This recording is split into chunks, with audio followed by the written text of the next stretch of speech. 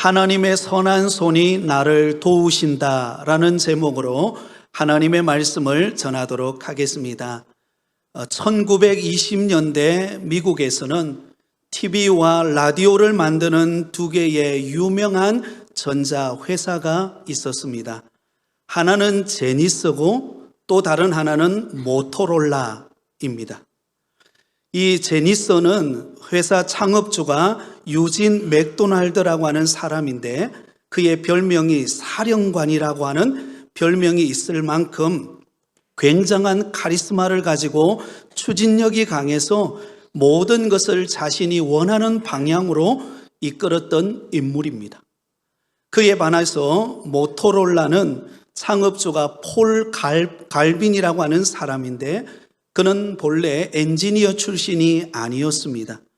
그래서 기술적인 분야에 있어서 전문가들에게 의견을 존중하고 또 그 일을 처리할 수 있는 재량권을 주었습니다.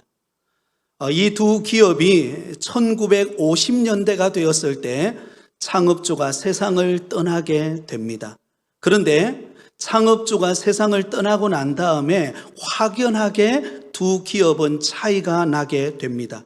제니스는 경영 적자를 내면서 지금도 여전히 TV와 라디오만을 만드는 기업으로 남아있지만 이 모토로라사는 첨단 전자제품을 만드는 세계적인 기업으로 자리매김하고 있다는 것입니다. 이 두 회사의 차이를 미국의 스탠포드 대학교의 교수인 짐 콜린스라고 하는 사람이 이렇게 비유했습니다.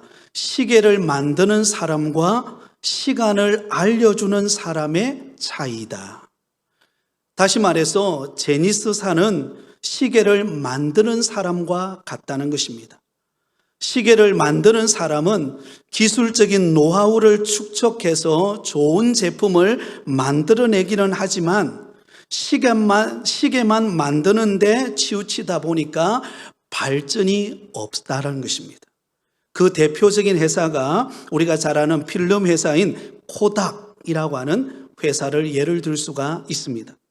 하지만 모토로라사는 다릅니다. 시간을 알려주는 사람에 비유된 있습니다. 시간을 알려주는 사람은 지속적인 성장과 발전을 위해 다음 세대를 준비하면서 시간을 알려주었다는 것입니다. 여러분, 그 대표적인 회사가 우리나라에 있죠. 삼성이라는 회사입니다. 이 삼성은 본래 설탕을 만드는 회사 제일제당으로부터 출발을 했습니다. 그런데 설탕 하나만으로 성공한 회사였지만 그게 머물지 않고 계속해서 발전을 이루어서 세계적인 기업을 이루게 되었다고 하는 것입니다. 삼성의 지도자들은 그 시대에 무엇을 해야 할 것인가를, 그리고 다음 세대에 우리가 뭘 남겨야 될 것인가를 알았던 것입니다. 오늘 우리가 읽은 본문에 보면 느헤미야가 등장합니다. 이 느헤미야는 어떤 사람이었을까요? 그는 시계를 만드는 사람이 아니라 시간을 알려주는 사람이었습니다. 지난 시간에 우리가 살펴보았던 것처럼 느헤미야는 자기 민족인 유다 예루살렘에 안타까운 소식을 듣게 됩니다. 백성들이 능욕을 받고 성문은 불타버리고 성벽은 다 무너져 있다라는 절망적인 소식을 듣게 됩니다. 그러자 거룩한 부담감을 가진 느헤미야는 그가 아닥사스다 왕의 술관원장으로서 그가 명성과 명예와 모든 권력을 누리고 있었지만 그러나 그는 크게 만족하지 않고 자기 민족의 절망적인 소식을 듣고 하나님 앞에 나아가서 금식하며 기도했습니다. 언약의 신실하신 하나님, 긍휼을 베푸시기를 기뻐하시는 하나님 앞에 나아가서 자기 민족의 죄를 자복하며 회복을 허락해달라고 간절히 기도했습니다. 여러분, 이 느헤미야의 기도의 내용, 여러분 지난 한 주간 우리가 암송 구절로 나누었던 느헤미야 1장 11절 여러분 기억하고 계십니까? 우리 같이 한번 해볼까요? 느헤미야서 1장 11절 말씀입니다. 주여 구하오니 귀를 기울이사 종의 기도와 주의 이름을 경외하기를 기뻐하는 종들의 기도를 들으시고 오늘 종이 형통하여 이 사람들 앞에서 은혜를 입게 하옵소서 하였나니 그때에 내가 왕의 술관원이 되었느니라. 아멘. 제가 보니까 다 암송을 하신 것 같아요. 여러분, 이 느헤미야는 하나님 앞에 간절히 금식하며 기도합니다.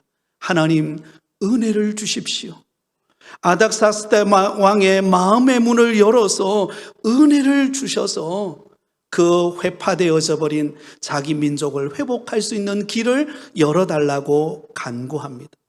다시 말해서 이 느헤미야는 자신의 성공과 출세만으로 안주하는 시계를 만드는 지도자로 멈추지 않고 그는 자기 민족의 미래를 위하여 거룩한 부담감을 가지고 그 나라를 바르게 세우고자 헌신했던 시간을 알려주는 지도자가 되기를 원했던 것입니다.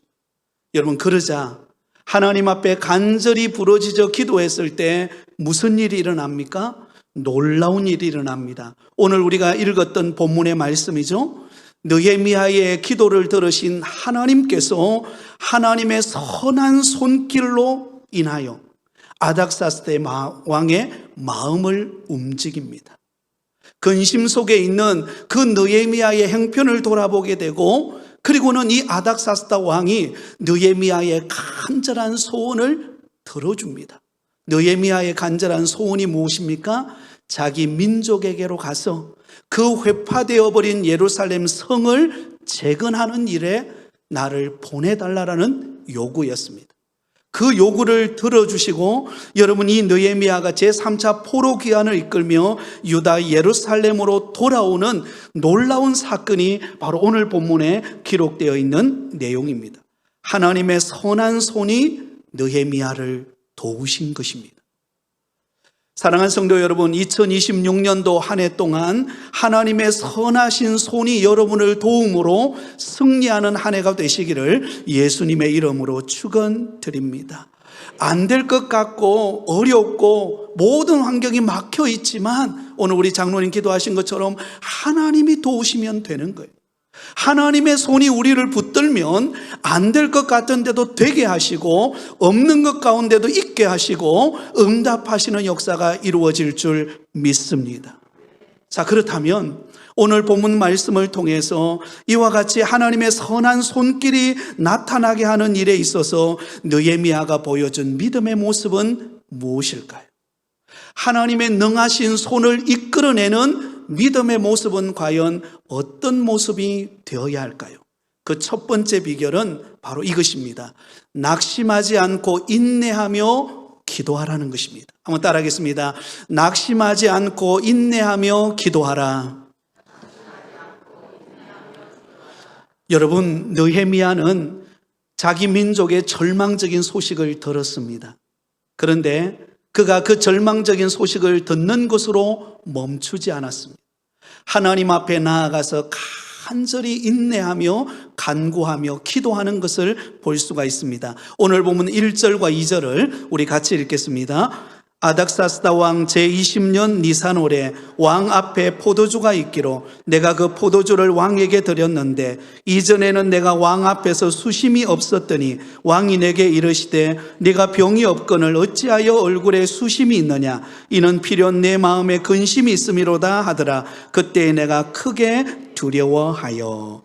자, 여러분, 여기 보시면 당시 이 일이 일어난 그 때와 시기가 언제인가를 언급합니다. 그때가 언제였습니까? 아닥사스다 왕 제20년 니산월입니다. 니산월.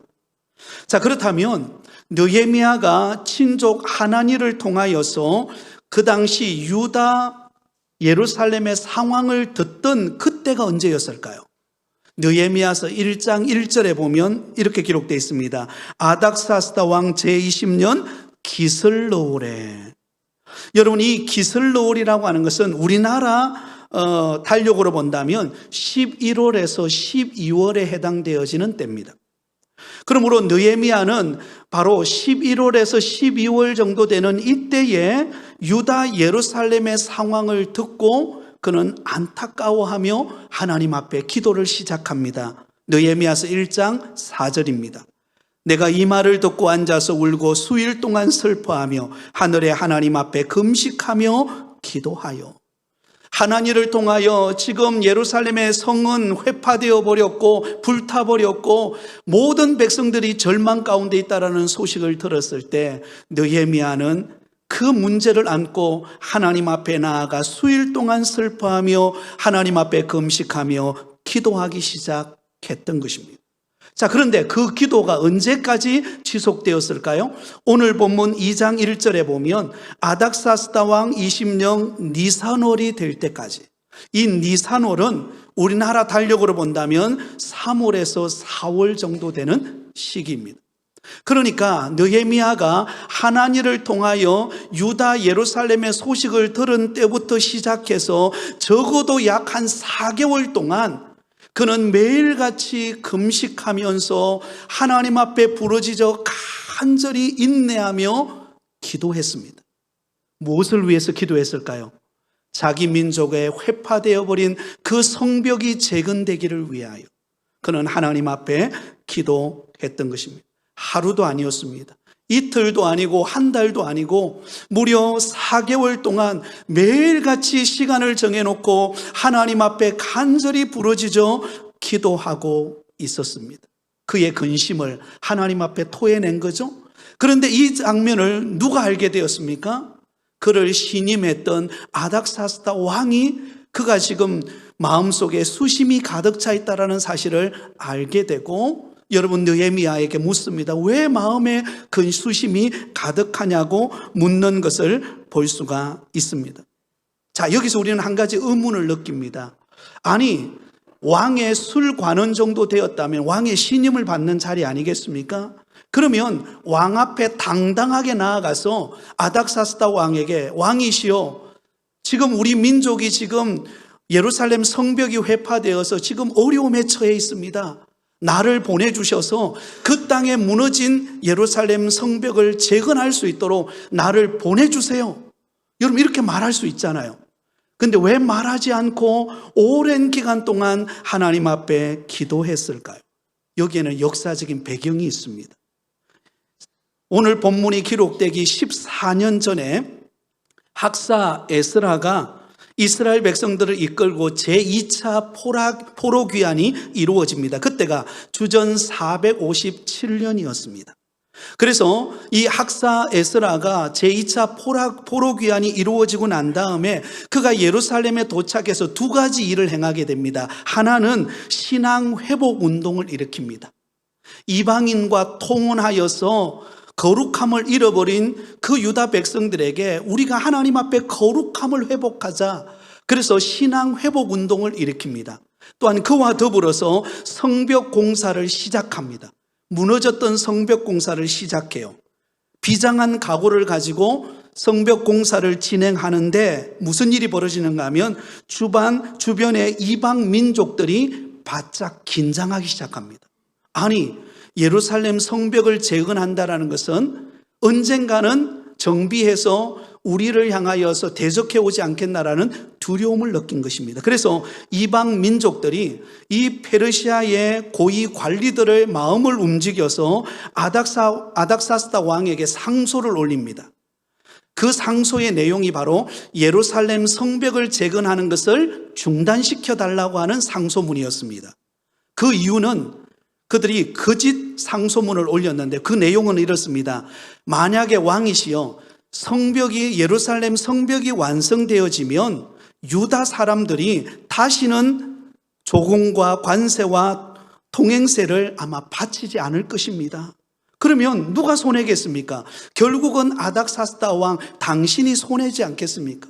그리고는 왕의 영토가 없어질 수도 있습니다. 그러니 그 예루살렘 성벽을 재건하는 것을 멈춰 주십시오 라고 하는 거짓 상소문이었습니다. 그런데 여러분 이것을 아닥사스다 왕이 받아들여요. 그래서 예루살렘 성벽 재건을 중단시켜 버립니다. 그 내용이 에스라서 4장에 나오는데요. 에스라서 4장 21절을 우리 같이 읽겠습니다. 시작. 이제 너희는 명령을 전하여 그 사람들에게 공사를 그치게 하여 그 성을 건축하지 못하게 하고 내가 다시 조서를 내리기를 기다리라. 한참 지금 이스라엘 백성들은 2차 포로기한이 이루어지고 난 다음에 영적으로 은혜를 회복하고 성벽 공사가 지금 왕성하게 진행되고 있는데 아닥사스다 왕이 거짓 상소문에 의해서 그 예루살렘 성벽을 중단시켜버려요. 내 지시가 있을 때까지 더 이상 성벽 공사를 하지 말라. 여러분, 이때가 아닥사스다 왕 집권 초기였습니다. 집권 초기였기 때문에 정권이 불안했던 이 아닥사스다 왕은 예루살렘으로부터 올라온 그 거짓 상소문을 그대로 받아들이고는 예루살렘 성벽 공사 재건을 중단시켜 버린 것입니다. 이 아닥사스다 왕이 지금 누구의 왕이에요? 바로 술관원으로 있는 느헤미야가 섬기는 왕이 아닥사스다 왕이에요. 그렇기 때문에 여러분, 그 예루살렘 성벽 공사를 중단시켜버렸던 아닥사스다 왕 앞에 가서 내가 다시 그 예루살렘 무너진 성벽을 다시 재건하려고 할 테니까 나를 보내달라. 그게 받아질 수 있겠습니까? 자칫 잘못하다가는 반역죄에 걸릴 수 있는 위험의 요소였습니다. 여러분, 이 당시에는요, 페르시아 왕의 말 한마디는 여러분 도저히 번복할 수 없는 그런 명령이었습니다. 자, 그런데 느헤미야는 낙심하지 않아요. 그런 왕이었음에도 불구하고 느헤미야는 어떻게 하죠? 그 왕보다도 크신 분, 역사를 주관하고 계시는 하나님 앞에 낙심하지 않고 인내하면서 기도하는 것입니다. 하나님, 무너진 성벽이 재건되게 해 주옵소서. 아닥사스다 왕이 그 성벽의 재건을 중단해 버렸지만 그러나 역사는 하나님이 움직이시고 계십니다. 하나님이 아닥사스다 왕의 마음의 문에 은혜를 베푸셔서 그 마음의 문을 열어 달라고 기도하고 있다라는 것입니다. 사랑하는 성도 여러분, 낙심하지 않고 인내하며 기도하는 것이 가장 강력한 무기임을 잊지 않기를 바랍니다. 여러분의 가정과 일터와 우리 교회에 일어날 모든 앞으로 미래의 문제, 여러분 때로는 우리의 예상과 다른 환경으로 펼쳐질 수 있습니다. 그러나 우리가 낙심하지 않고 하나님 앞에 인내하고 기도하고 있다면 모든 것을 합력하여 하나님은 선을 이루실 것입니다. 반드시 하나님의 일을 나타내시고 응답하실 줄 믿으시기를 바랍니다. 여러분, 사사시대 때 낙심하지 않고 인내하며 기도했던 믿음의 여인이 있었습니다. 바로 그가 한나였습니다. 여러분, 이 한나는 오랜 세월 동안 불임으로 인하여 자식을 얻지를 못했습니다. 그런데 첩으로 들어왔던 버닌나가 자식이 생기니까 그때부터 이 한나를 괴롭히기 시작하는 것입니다. 얼마나 마음이 상하고 괴롭고 지쳤겠습니까? 우리 같으면 낙심이 되고 하나님을 믿던 믿음도 다 포기해버리고 절망할 것 같은데 여러분, 이 한나는 절망하지 않아요. 어떻게 하죠? 하나님의 성전에 와서 매일같이 하나님 앞에 인내하면서 기도합니다. 하나님, 나에게 태의 문을 열어주십시오. 하나님이 주실 약속의 자녀를 선물로 주십시오. 그리고는 하나님 앞에 부르짖어 기도합니다. 그 마음의 그 간절함이 얼마나 간절했던지 마치 술 먹은 사람처럼 우뭇거리면서 하나님 앞에 토해내며 기도합니다. 그랬더니 엘리 제사장이 볼 때에 마치 술에 취한 것 같아요. 그래서 한나에게 찾아와서 호통을 칩니다. 아니, 술을 먹고 이 성전에 들어와서 기도하느냐고. 그때 한나가 내가 술을 먹고 기도하는 게 아니라 내 마음이 너무 괴로워서, 내 마음이 너무 고통스러워서 하나님 앞에 와서 낙심하지 않고 인내하며 기도하고 있다고. 그때 엘리 제사장이 말합니다. 너의 기도를 하나님이 들으셨다. 그리고는 그의 가정에 여러분 그 사사시대를 마지막 결론 내리고 왕정시대를 이끌어가는데 가장 중요한 역할을 감당했던 사무엘 선지자가 이 한나를 통하여 태어나게 됩니다. 사랑하는 성도 여러분, 저와 여러분의 가정과 일터와 교회에 어떤 어려움과 내 힘으로 해결할 수 없는 문제가 있습니까? 낙심하지 말고 하나님 앞에 인내하며 기도하는 성도님들이 되시기를 바랍니다. 다니엘서를 우리가 읽어보면 갑자기 조서가 내려옵니다. 그 조서는 왕 외에 다른 신들에게 기도하지 말라라고 하는 명령이었습니다. 앞으로 30일 동안 다른 신에게 기도하거나 아니면 제사를 드리는 사람이 있으면 그 사람을 사자굴에 집어 던져버린다라는 그런 법조문이 내려옵니다. 그 소식을 들었던 다니엘이 낙심하지 않아요. 왜 이런 상황이 벌어졌을까? 절망하지 않습니다. 오히려 하나님 앞에 나아가서 기도하기 시작합니다. 하루 3번씩 정해놓았던 그 시간을 정하고 창문을 열고는 하나님 앞에 간절히 두 손을 들고 하나님 앞에 기도합니다. 누가 보았겠습니까? 고관들이 보고는 그를 고소합니다. 그래서 여러분, 다니엘이 그 사자굴에 들어가는 수모를 당합니다. 근데 여러분, 하나님은 그 사자굴에 들어가는 다니엘을 하나님이 지키시고 사자 입을 봉하여서 그를 건져내시는 하나님의 역사를 보게 되어진 줄 믿습니다. 사랑하는 여러분, 우리 앞에 그 어떤 어려움과 고난과 위기가 있어도 우리가 낙심하지 않고 하나님 앞에 기도한다면 하나님의 손이 우리를 도우실 것입니다. 하나님이 저와 여러분을 붙들고 승리하는 2026년도 한 해가 되게 하실 줄 믿습니다. 여러분, 농부가 봄에 씨를 뿌립니다. 씨를 뿌려놓고 가을에 수확을 거두기까지는 오랜 시간 동안 기다려야 합니다. 씨를 뿌렸다고 당장 그게 싹이 나고 잎이 자라고 열매를 맺는 게 아니에요. 오랜 시간, 때로는 폭우가 쏟아지는 가운데, 때로는 비가 내리지 않아서 가뭄일 때도, 때로는 병충해가 그냥 몰아쳐서 위협을 당할 때도 그 모든 과정을 거쳐서 인내하여서 가을에 수확을 거두듯이 우리에게도 하나님이 주실 복을 우리가 받기까지는 때로는 인내하며 기다려야 되는 오랜 시간의 고통의 시간이 있습니다. 그러나 그때 우리가 하나님 앞에 기도하면서 하나님의 도움을 구하면 하나님께서 그 느헤미야의 기도를 들으시고 왕의 마음을 움직이신 것처럼 저와 여러분의 삶에 하나님의 도우심의 손길이 함께할 줄 믿습니다. 자, 두 번째, 여러분, 하나님의 선한 손길이 나타날 수 있었던 비결은 성실함으로 맡은 일을 감당할 때 기회를 붙잡았다라는 것입니다. 한번 따라하겠습니다. 성실함으로 맡은 일을 잘 감당하자. 여러분, 여러분에게 어떤 일이 주어졌습니까? 무슨 일을 맡겨졌습니까? 그 일에 성실히 그 일을 감당하시기 바랍니다. 그러면 기회를 잡는 때가 온다는 것입니다. 오늘 보면 3절과 4절 말씀을 우리 같이 읽습니다. 왕께 대답하되 왕은 만세수를 하옵소서. 내 조상들의 묘실이 있는 성읍이 이제까지 황폐하고 성문이 불탔사오니 내가 어찌 얼굴에 수심이 없사오리까 하니 왕이 내게 이르시되 그러면 내가 무엇을 원하느냐 하시기로 내가 곧 하늘의 하나님께 묵도하고. 자, 여러분, 왕이 느헤미야를 가만히 지켜보니까 한 3개월 4개월 정도 가만히 지켜보니까 얼굴에 수심이 가득해 있는 거예요. 그럼에도 불구하고 자기 맡은 일에 최선을 다해서 봉사하고 그 왕을 섬기는 것입니다. 그런 모습을 지켜보고 있던 왕이 도저히 안 되겠다, 궁금한 거예요. 왜 마음에 수심이 있는지, 왜 어려움을 겪고 있는지. 그래서 여러분, 느헤미야에게 묻는 것입니다.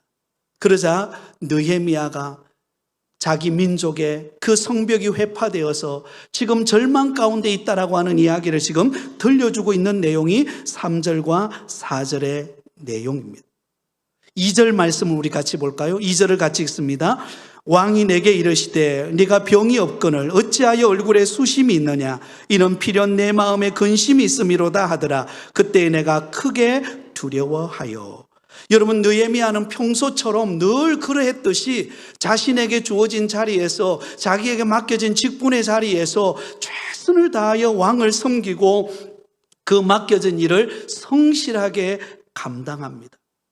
그 감당하고 있는 그 자리를 통하여 하나님은 왕의 마음을 움직이세요. 그 느헤미야가 지금 마음에 수심이 가득하다라는 것을 알게 되고 그리고는 묻게 됩니다. 그러자 느헤미야가 왜 마음속에 수심이 가득 찼는지에 대한 이야기를 풀어내는 이야기가 나옵니다. 만약에 여러분, 느헤미야가 이 아닥사스다 왕 앞에서 성실하게 자기에게 주어진 일터에서 충실하게 그 일을 감당하지 않는 불성실한 사람이었다면 왕은 그를 어떻게 대하겠습니까? 그를 하찮게 대하거나 아니면 그가 수심을 가지든 안 가지든 신뢰할 수 없는 사람이기 때문에 그 사람에게 여러분 맡기지도 않지만 그 사람에 대해서 어떤 소식을 알 필요도 없을 것입니다. 그러나 여러분 평소에 이 아닥사스다 왕은 느헤미야가 어떤 사람인가를 아는 거예요. 느헤미야가 그 마음속에 자기 민족에 대한 그 고통과 아픔과 그 정말로 절망적인 소식을 들었음에도 불구하고 자신에게 있는 그 자리에서 최선을 다하고 열심을 다하고 있는 그 모습을 보면서 그를 신임한 것입니다. 그리고 그의 어려움의 형편을 듣고 그를 도와주는 것입니다. 사랑하는 여러분, 평소 때 전혀 공부하지 않는 학생이 공부도 안 하다가 잠들면 어때요? 네, 졸고 있으면은요 엄청나게 혼이 납니다. 그런데 평소에 열심히 공부하던 사람이 피곤해서 자고 있으면 어때요? 네, 아이고 지난밤에 얼마나 공부를 많이 해서 저렇게 피곤할까? 이렇게 대하게 됩니다. 평소에 우리가 어떻게 사느냐, 어떻게 주를 섬기느냐, 어떻게 헌신하느냐, 그것은 곧 우리의 미래를 결정하는 하나의 나침판이 될 줄 믿습니다. 그러면 여러분, 우리는 우리에게 주어진 자리에서 최선을 다하여 그 사명을 감당하실 수 있기를 바랍니다. 누군가는 그런 말을 합니다. 하나님께서 우리에게 아이고 나에게 좀 좋은 걸 맡겨주시지, 좀 모든 일이 만사형통하고 모든 게 좀 잘 풀리게 해주시지. 물론 그런 기대는 우리에게 있습니다. 또 그렇게 되기를 바랍니다. 그러나 하나님은 때로는 우리에게 주어진 자리가 어떤 자리든지, 작은 자리든지 아니면 큰 자리든지 그 어떤 자리든지 그 주어진 자리에서 우리가 최선을 다하여 성실히 그 일을 감당함으로 인정받기를 원합니다. 여러분, 요셉을 생각해 보세요. 그가 애굽의 총리가 되기까지 그 과정은 쉽지가 않았습니다. 보디발의 종으로 팔려가서 그가 종의 신세로 살아갈 때도 그는 자신에게 주어진 자리에서 그는 최선을 다하여 인정을 받아 가정 총무가 되었습니다. 보디발의 아내의 모함으로 감옥에 들어가는 수모를 겪었지만 그 감옥에 들어가서도 자신에게 주어진 자리에서 최선을 다했습니다. 결국은 그는 인정을 받아서 애굽의 총리가 되는 그런 사람으로 바뀌는 것을 볼 수가 있습니다. 여러분, 우리의 미래는 우리가 알 수 없습니다. 그러나 오늘 우리에게 주어진 자리에서 최선을 다하는 저와 여러분 되기를 바랍니다. 내게 어떤 일이 맡겨졌습니까? 그 일이 작은 일이라 할지라도 그 작은 일에 최선을 다하면 하나님이 반드시 그 사람을 기억하시고 때를 따라 은혜 주실 줄 믿습니다. 달란트 비유가 그 이야기 아니겠습니까? 5달란트, 2달란트, 1달란트를 맡겼습니다. 그랬더니 5달란트와 2달란트 받은 사람은 자신에게 주어진 것에 감사하여서 가서 최선을 다해서 그것을 가지고 노력하고 씨를 뿌리고 열심히 하여서 5달란트, 2달란트의 이득을 얻어서 가져옵니다. 그러나 1달란트 받은 자는 어떻게 합니까? 가서 땅에 묻어둬 버려요. 묻어둬 버립니다. 결국은 주인이 왔을 때에 5달란트와 2달란트 받은 자는 착하고 충성된 종아, 내가 잘하였다. 내가 너에게 더 많은 것을 맡기겠다. 그러나 여러분, 1달란트 받은 땅에 묻어버린 사람은 어떻게 합니까? 악하고 게으른 종아, 책망받는 것을 볼 수가 있습니다. 사랑하는 성도 여러분, 2026년도 저와 여러분에게 주어진 그 사명의 자리, 그 직분의 자리, 그 수고의 달란트의 자리에서 최선을 다하여 그 사명 감당하시기를 바랍니다. 그러면 하나님이 여러분에게 더 큰 것으로 맡겨주시는 때가 올 줄 믿습니다. 마지막 세 번째입니다. 어쩌면 가장 중요한 메시지입니다. 세 번째는 언제나 변함없이 하나님의 은혜를 구하는 자가 되시기를 바랍니다. 한번 따라하겠습니다. 언제나 변함없이 하나님의 은혜를 구하자. 자, 오늘 본문 8절은 이렇게 기록하고 있습니다. 같이 읽습니다. 또 왕의 삼림 감독 아삽에게 조서를 내리사 그가 성전에 속한 영문의 문과 성곽과 내가 들어갈 집을 위하여 들보로 쓸 제목을 내게 주게 하소서 하매 내 하나님의 선한 손이 나를 도우심으로 왕이 허락하고. 자, 여러분 여기 보면 왕이 느헤미야가 요구하는 것을 다 허락하는 것을 볼 수가 있습니다. 여러분, 느헤미야가 자기 민족의 그 절망적인 소식을 들을 당시만 하더라도 왕의 마음이 움직여질 거라고는 생각 못했습니다. 그 왕이 허락해서 자신이 유다 예루살렘으로 가게 될 것이라고는 상상치도 못했습니다. 그런데 하나님 앞에 기도하고 자신에게 주어진 자리에서 성실히 그 일을 감당하니까 하나님께서 어떤 은혜를 주셨습니까? 왕의 마음을 움직여서 느헤미야를 자기 민족 유다 예루살렘으로 보냅니다. 총독으로 파송시킵니다. 그런데 갈 때 그냥 가는 것 아니에요. 혼자 가는 것 아닙니다. 갈 때요, 여러분 그 성문을 짓고 성벽을 쌓는데 필요한 여러 가지 자재들 있잖아요. 요즘 자재값이 많이 올랐는데요, 이 당시에 그 자재가 필요한 것들을 다 왕에게 부탁했을 때 그 왕이 허락을 해서 그 자재를 가지고 여러분 유다 예루살렘으로 갑니다. 여러분 이쯤 되면은요, 이쯤 되면 느헤미야는요 어깨가 올라가지 않겠습니까? 야, 그래, 하나님 앞에 내가 기도하고 이 놀라운 일을 이루고 내가 총독으로 유다 예루살렘으로 가는구나. 내가 이 일을, 이 놀라운 일을 내가 행하였지. 그리고는 여러분 우쭐대고 교만할 수 있습니다. 근데 여러분 느헤미야는 그러면 그럴수록 더 겸손해요. 더 겸손해요. 그래서 8절에 보면, 하반절에 보면 이렇게 말합니다. 내 하나님의 선한 손이 나를 도우심으로 왕이 허락하고. 내 힘이 아니라는 것입니다. 내 능력이 아니라는 것입니다. 누구의 도움으로요? 하나님의 선한 손이 나를 도우심으로. 하나님의 선한 손이 나를 도우셔서 나로 하여금 유다 예루살렘으로 가게 하고 그 성벽을 쌓는 데 필요한 자재들을 공급해 주시고 또 내가 그곳에 가서 하나님의 역사를 이루실 그 놀라운 일들을 하나님이 지금 준비하고 계신다. 그렇기 때문에 여러분 느헤미야가 하였던 일은 무엇입니까? 하나님께 은혜를 구하는 거예요. 처음에도 은혜를 구했지만 잘 될 때도 은혜를 구하고 하나님의 역사를 바라보면서 그가 믿음으로 지금 달려가고 있다라는 것입니다. 사랑하는 성도 여러분, 2026년도 한 해를 시작하며 저와 여러분의 앞길을 하나님이 선하게 이끌어 가실 줄 믿습니다. 그렇다면 우리는 하나님의 은혜를 구해야 합니다. 하나님, 내 힘으로 안 됩니다. 하나님이 도와주십시오. 하나님이 거래처를 붙여주시고 입찰의 문을 열어주시고 여건과 환경을 열어주시고 우리 자녀들의 앞길을 인도해 주시도록 하나님 은혜를 주세요. 여러분 그렇게 구하시기 바랍니다. 그러면 하나님은 하나님의 도우심의 손길로 우리의 걸음을 이끄셔서 은혜 받는 역사의 자리로 이끌어 가실 줄 믿습니다. 그래서 여러분 사도 바울은 자신이 위대한 업적을 이루면 이룰수록 그는 고백합니다. 나는 죄인 중에 괴수로다. 나의 나된 것은 하나님의 은혜로 되었다. 내 힘으로 된 것 아니다. 하나님이 은혜 주셔서 되는 것이다. 여러분 2026년도 하나님 은혜 주시면 잘 될 줄 믿습니다. 안 되는 가운데서도 되게 하실 줄 믿습니다. 그러면 여러분 하나님의 은혜를 사모하며 달려가는 2026년도 한 해가 되시기를 바랍니다. 말씀을 맺겠습니다. 느헤미야는 자기 민족의 절망적인 소식을 들었습니다. 그때 그는 낙심하지 않고 하나님 앞에 인내하며 기도함으로 자신에게 주어진 자리에서 최선을 다할 때 하나님의 선하신 도우심의 손길이 있었습니다. 그럼에도 불구하고 그는 우쭐대거나 교만하지 않고 하나님의 은혜를 구하면서 그 사명의 자리로 나아갔습니다. 저와 여러분도 이런 은혜를 구하며 이 한 해 살아가시기를 예수님의 이름으로 축원드립니다.